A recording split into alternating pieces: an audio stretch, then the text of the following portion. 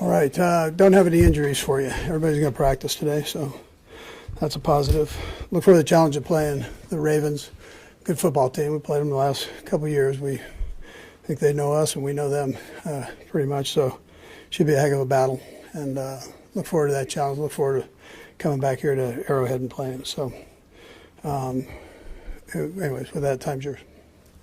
Coach, the play to Isaiah Pacheco, where he's coming back, obviously something was going wrong. Can you kind of explain how he ended up behind, and are you trying for a lateral there, or did it just kind of get blown up by what the defense was? Yeah, it was the release on it. Yeah, we weren't trying to, not once or twice, so we don't want that.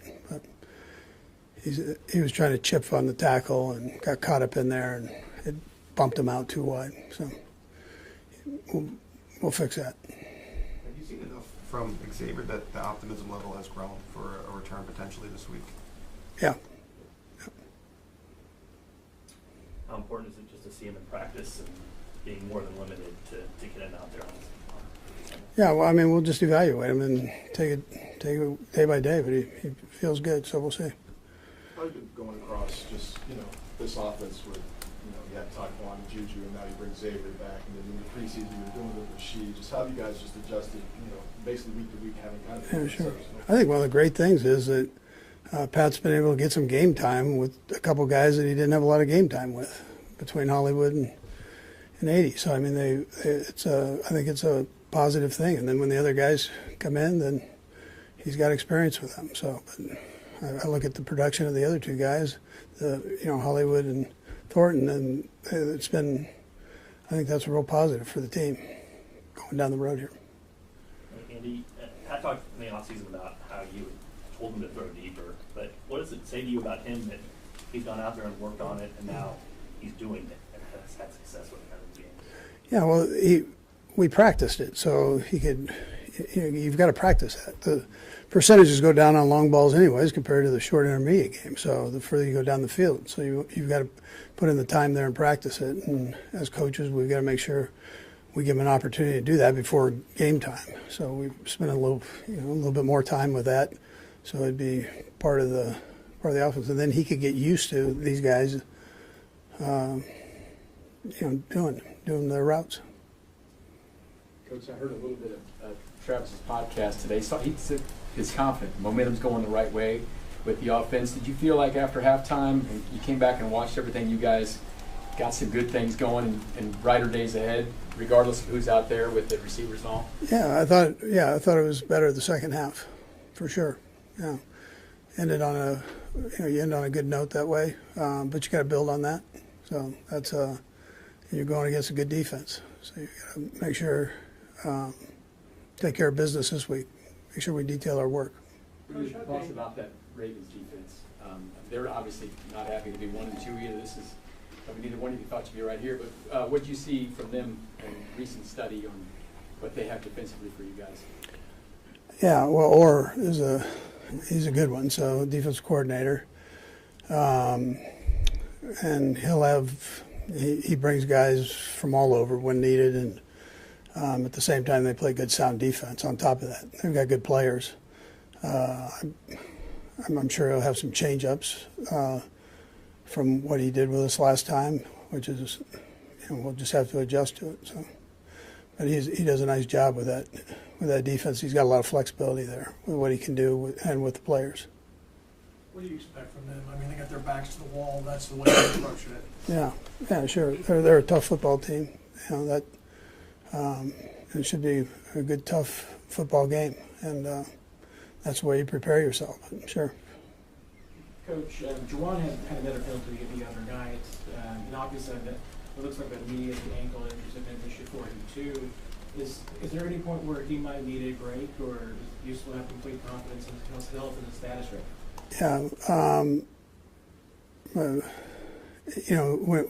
When he doesn't have the penalties, his percentage has been good. So you could argue one of the better tackles in his pass protection game. So I'm conscious of that, and then I'll take care of it from there. I might be giving you a call. You're looking good. Sorry. Coach, there is a pretty big investment in that offensive line. Are you surprised it hasn't been more effective and as far as getting the running game to be more efficient, or is, I know there's a lot of factors that go into it, but Yeah. they're part of the equation. Yeah, so I thought this past week was one of their better games. Yeah, so I thought they came together there and did some good things, run game and pass. Yeah. Steve? Coach, Juju has been pretty consistent for you guys, kind of flown under the radar a little bit. What does he bring to the Yeah, he's great in the room as a leader, good man, and works hard, does things the right way. He's not afraid to speak up when he sees something, which is great for the young guys to hear. And then he's a good football player. He understands space. Big body. He's not afraid to go anywhere on the football field or anybody. So that's his. Over time, I mean, when you first got here, everything's a pass, everything's wide open, and maybe now you're a little more cerebral in what you're picking out? Or? Stuff evolves for sure, just because I've seen more and more defenses and know the team more and more and know what we're trying to do. I think more than anything, I think the trust that he has with me has gotten even more and more just throughout the years. And a lot of those times, especially when I go to the sideline there before like a timeout or kind of like the review with the Taekwondo play, and then we talk about it, and I tell him a play that I like, he'll call it, and he has that trust in me that I'm seeing it right out on the football field, and he gives me the chance to go out there and make it happen. What kind of boost is it to have Rasheed back in the building? It's huge, I think just having a guy that you work with every single week, all training camp, all off season, and then having him back in the building, he always has a smile on his face, and you can tell the guys, they like him. And kind of like Juju, he's kind of been one of those guys that's been here, and he's won a Super Bowl, and even though he's young, he can kind of be a leader for those guys in the room of how we work and how we get after things. And so obviously he can't practice, but he can be in the meetings and listen to the stuff that we're working on, and it definitely gives a boost to the whole receiving room and the whole offense. You're one of the more veteran guys in the league now, and I know this is a little bit off topic, but you spend a lot of time in between the games or, talking to the referees. I just wonder what's your conversations like with the referees and what are those back and forth nature in the middle of a game? Yeah, I think more than anything, they're just communicating different things that you're seeing, and you might ask kind of like the alignment stuff or like the motion type things and the timings and stuff like that, just to making sure that we're doing everything the right way and doing everything the way that we're supposed to. And so that's stuff that we continue to get better and better at, but just keeping an open dialogue because those guys are trying to make the game go as smoothly as possible and want us to go out there and let the players dictate the game. And so we try to just have that open communication with them, and I think that's kind of like every QB in the league is that you have those communications like that. You guys ran the ball a little more efficiently with the running backs this past week, and as we watched the Ravens on Monday, they were a little susceptible to the run maybe. I mean, I know it's cat and mouse every week. It's going to be a little bit different here and there, but do you feel like the run game has some momentum and can be a bigger part of, having success and balancing everything out? Yeah, I mean, we want to be balanced. I mean, I think every team in the NFL does, and I thought this last week we did a better job of running the ball, and I thought the offensive line did a good job of doing the run blocking together and the chemistry building between them. And I know that you saw Monday night at the Ravens, but they're a prideful group, man. I don't think they're going to be very happy with the film, and they're going to come out with the mentality of stopping the run. So it'll be a great test for us.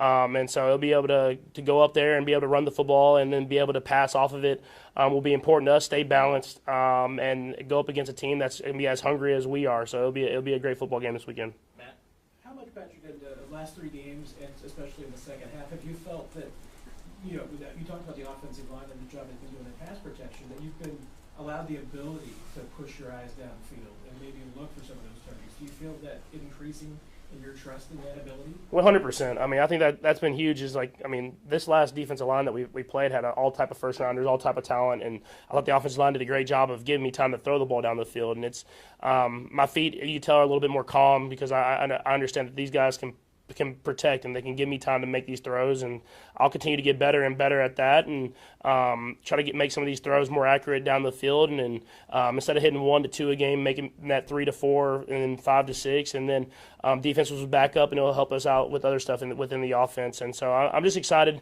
for where this offense is going. I know it hasn't been the perfect product that we've put out there so far, but there's a lot of good too. Go last 3, Nick, Sarin, and then Bye. Go ahead, Nick. Yeah, Patrick, with the Ravens offense that you're going against that can hang 30 to 40 without a problem, how do you approach this week with your teammates and from an execution perspective and mentality-wise? Yeah, I think for us, we got to start faster. I think every game we've kind of said that we haven't really got to do that, and we were moving the ball early in the game last week, but we're settling with field goals. And when you play teams that are really good and have dynamic quarterbacks like the Ravens do, you got to turn those into touchdowns, and that will not only put pressure on them, but it unleashes Spags to be able to do what he wants to do. And you always see when we get leads, it's like he's great. He's a great finisher. He's a great closer of being able to give you different looks and stuff like that. And so we got to take pressure off our defense. And put pressure onto them by starting faster, and we can be better at that this week. The play where the ball goes backwards to Isaiah Pacheco, is that in your head? You know he's there, and you're just looking to flip it out there, and as you turned around in the moment of having to get it out, there's almost like, whoa, you try to pull it back as you're letting it go. Like, just what was going through your head as that is evolving? Yeah, I mean, I got to see where I'm throwing before I throw it. We had called a play, and you don't want those short completions in that 2-minute type tempo, and so you kind of take the incompletion, and so I kind of had went to burn it at his feet, and then seeing him as I was throwing it, obviously he was backwards, and that's why I knew immediately when I threw it. But you got to just see the guy before you throw it there. Obviously, I'm trying to throw it out to him in the flat and everything like that, but I got to see where he's at. He's trying to chip and give me time to throw the ball down the field, and so luckily I was able to get the ball back, and then defense was able to get a huge stop for us there in the end of the half. But I got to be better at not just throwing it blindly, just kind of knowing where those guys are before I burn it at their feet. Patrick, on the intermediate and deep passes, when you haven't connected, how much are you seeing passes you wanted back and versus maybe just a matter of communication?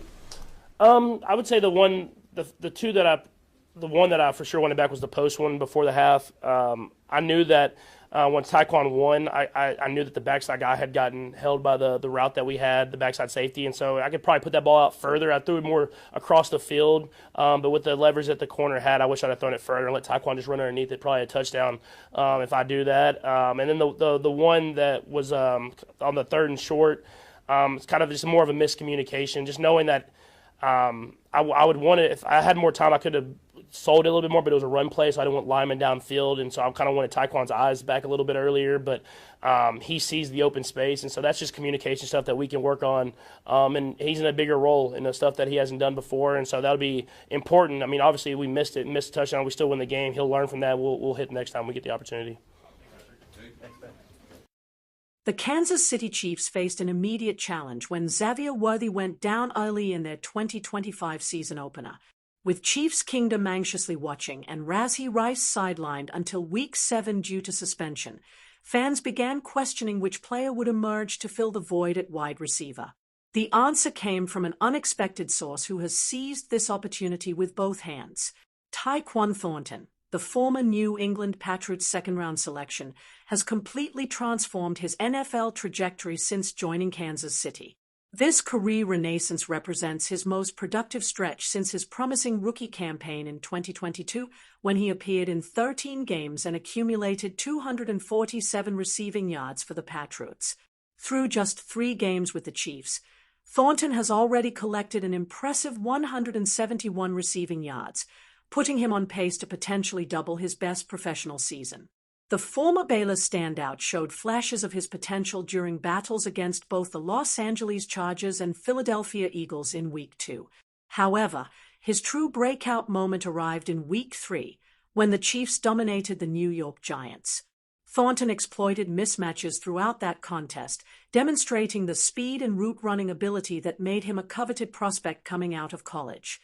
Before we dive deeper into what this means for Kansas City moving forward, make sure to hit that subscribe button if you want more Chiefs analysis and NFL breakdowns like this one. Despite his recent success, Thornton faces a crucial reality check. His most dominant performance came against arguably the Chiefs' weakest opponent during their opening 3-game stretch. The Giants' defense has struggled significantly this season, raising questions about whether Thornton can maintain this production level against more formidable competition. Week 4 presents exactly that type of test as Kansas City returns to Jiha Field at Arrowhead Stadium to host the Baltimore Ravens. Despite carrying a disappointing 1-2 record into this matchup, Baltimore remains one of the most dangerous threats to Kansas City's AFC Championship aspirations. The Ravens are coming off a demoralizing defeat to the Detroit Lions, which could leave them either reeling from confidence issues or hungry for redemption against Patrick Mahomes and company. This Baltimore defense represents a completely different caliber of opponent compared to what Thornton has faced recently. The Ravens possess the personnel and coaching to neutralize speed receivers, making this contest a legitimate litmus test for the former Patriot. Baltimore still maintains realistic playoff expectations despite their slow start, and they understand that beating Kansas City could salvage their entire season. For the Chiefs, this game marks their third encounter with a playoff-caliber opponent through the opening month. The early schedule has provided little time for new acquisitions like Thornton to gradually develop chemistry with Mahomes and integrate into the offensive system. Thornton desperately needs a statement performance against legitimate postseason competition before Kansas City can confidently label him a reliable receiving threat for 2025. While his recent contributions deserve recognition, his inconsistent track record demands continued scrutiny from both coaches and fans. His final 2 seasons in New England paint a concerning picture of unreliability. Thornton appeared in only 15 total games across 2023 and 2024, managing fewer than 100 receiving yards in each campaign while failing to find the end zone. Those struggles highlight exactly why he became available for Kansas City to claim in the first place. If you found this breakdown helpful, don't forget to subscribe for more in-depth Chiefs coverage throughout the season. Moving forward, Thornton must prove that his blazing speed can consistently create separation against elite defensive backs. The Ravens secondary will test every aspect of his route tree, forcing him to win with precision rather than just raw athleticism. Success in Baltimore could legitimize his emergence as a genuine weapon in Kansas City's championship pursuit. The Chiefs' championship window remains wide open, but they need reliable contributors beyond their established stars. Thornton has 3 games to build upon, but the real evaluation begins now against playoff-tested defenses that won't be caught off guard by his newfound success.